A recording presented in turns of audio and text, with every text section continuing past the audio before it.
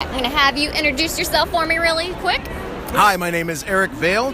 I'm a voice actor, most known for the character of Trunks in Dragon Ball Z, Sanji in One Piece, Yuki in Fruits Basket, Kimberly in Full Metal Alchemist, and others.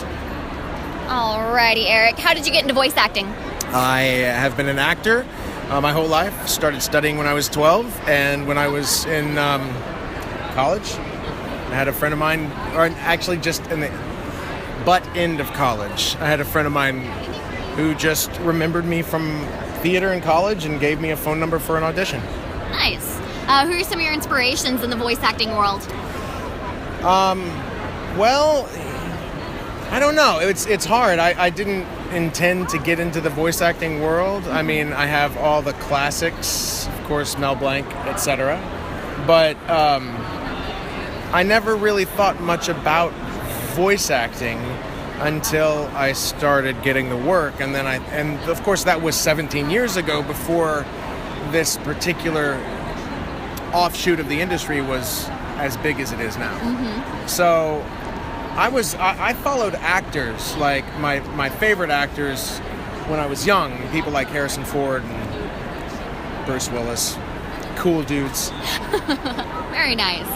All right, since your real name is Eric Johnson, where did the stage name Eric Vale come from? Well, I had been recording about, I don't know, a few years on Dragon Ball Z, and this was in the infancy of the internet, or maybe the adolescence. There was a guy named Eric Johnson who joined the Screen Actors Guild because he was on Smallville. Well, when that happened, everyone online decided to attribute all of my voice acting credits to him because we had the same name. Well, in the Screen Actors Guild, you can't have more than one actor with the same name. And I live in Texas, which is a right-to-work state, so I had to pick a name that was obscure enough that it wouldn't be acquired, and that I could brand. So my agent and I just decided on Vale. Nice. Was there something early on that clicked where you realized you could do this for a living? No, I still have not realized that I can do this for a living. I'm still surprised that I am doing it for a living. Mm-hmm. You know, the only click was when I first started acting. I started studying when I was 12, and I didn't do my first real play until I was, I want to say 13. I was in 9th grade. So it was in 9th grade I did that first play, and then that was the click for me, where I was like, whether or not I can make a living at this, I'm gonna do it. That's awesome. Yeah. Do you ever read the manga before auditioning for a role? No, I never do, because we never have the time. You know, auditions for anime happen pretty fast, and when you go in for an audition, they will call you, they say, hey, can you audition tomorrow? So you go in and you get a side that says the characters, the show, what you're auditioning for, and then you just read and you do your best cold read that you can. Mm-hmm.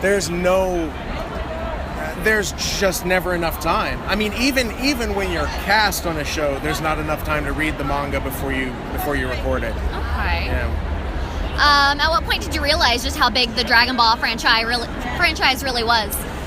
At my first convention, I had been voicing Trunks for 6 months, and then Funimation flew Chris Sabat and myself out to Anime Expo in Anaheim, and I guess this was in 2000?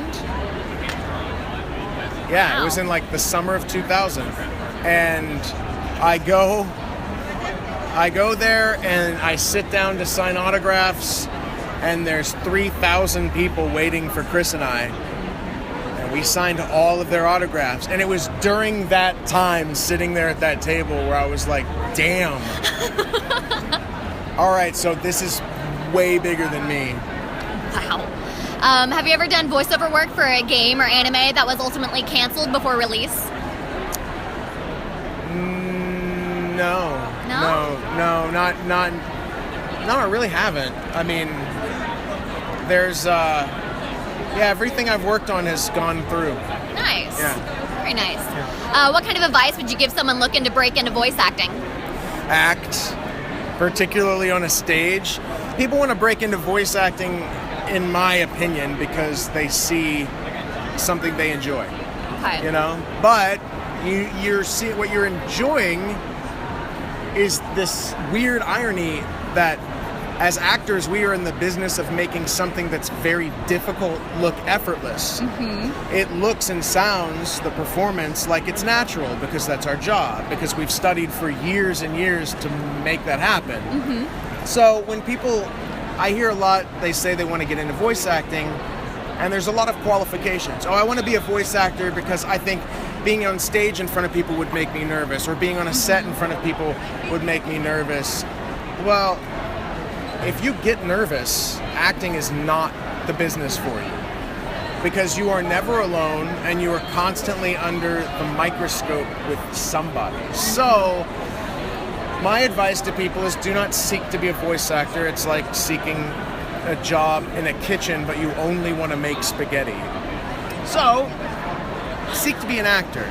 Get on a stage, perform some. And if you can't live without doing that, then you're an actor, and go for it. Have you ever cosplayed as any of the characters you voiced and seen if anyone recognized you? No, I haven't. And mainly because most of the conventions I go to are out of town, and I already have to pack a bunch of crap to take with me. Just my regular clothes are already big and bulky. All right, last one. When you're going about your daily routine, do your thoughts ever come out as the voice of one of your characters? I wouldn't say the thoughts come out as the voice of one of my characters, but that sometimes the thoughts that come out of my head I turn into characters later. Okay. Yeah. Very nice. Just use it at some point. Awesome. Well, thank you. Thank you. I think I got it.